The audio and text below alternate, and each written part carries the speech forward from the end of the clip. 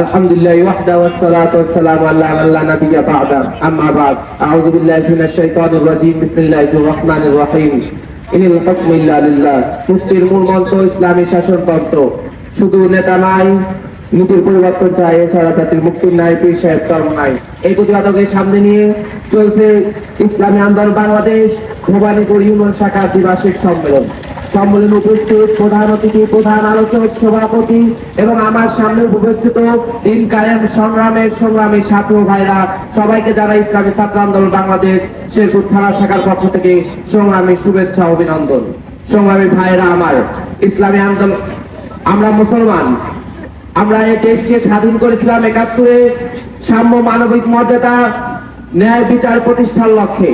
কিন্তু আমাদেরকে ধোঁকা দিয়ে ধর্মনিরপেক্ষতাবাদ, জাতীয়তাবাদের মতো, সমাজবাদের মতো বিভিন্ন জড়া খিচুড়ি আমাদেরকে খাইয়ে দেওয়া হয়েছে। আবার ২৪-এ ছাত্র জনতা রক্ত দিয়েছিল, যেখানে এ দেশ থেকে ফ্যাসিস্টকে তাড়ানোর জন্য, এ দেশ থেকে ধর্ষণ, খুন, গুম, দুর্নীতিকে দূর করার জন্য, সেখানে সেই শহীদের রক্তের উপর দাঁড়িয়ে আজকে পতিতালয় বাস্তবায়িত করা হচ্ছে। আজকে আবার এই দেশকে নাস্তিকদের দেশ বানানোর চেষ্টা করা হচ্ছে। আমার দেশ থেকে ইসলামকে বিতাড়িত করার চেষ্টা করা হচ্ছে। আজকে শহীদের রক্তের সাথে বেইমানি করে, মুসলমানদের সাথে বেইমানি করে, এই ৯০% মুসলমানের দেশে প্রতিদানের বৈধতা যারা চাচ্ছে তাদের কলম উড়িয়ে দেওয়ার জন্য আমরা এখানে দাঁড়িয়েছি। ভাইরা আমার, ইসলামী আন্দোলন বাংলাদেশ, ইসলামী ছাত্র আন্দোলন বাংলাদেশ বিশ্বাস করে এদেশে যে পর্যন্ত না ইসলামী আইন, ইসলামী হুকুমত প্রতিষ্ঠা হবে, সে পর্যন্ত আমাদের লড়াই চলতে থাকবে। সে পর্যন্ত দুর্নীতি কমবে না, সুদ কমবে না, ঘুষ কমবে না। তাই আসুন, দলে দলে ইসলামী আন্দোলন বাংলাদেশের পতাকা তলে আসুন, ইসলাম কায়েমে ইসলামী আন্দোলন বাংলাদেশকে সহযোগিতা করুন।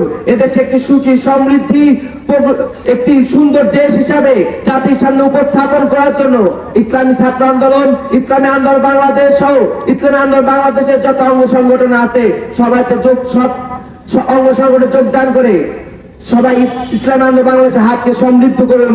ইসলাম কায়েমে আপনারাও হন ইসলামের একজন মহান সৈনিক। আসসালামু আলাইকুম ওয়া রাহমাতুল্লাহ।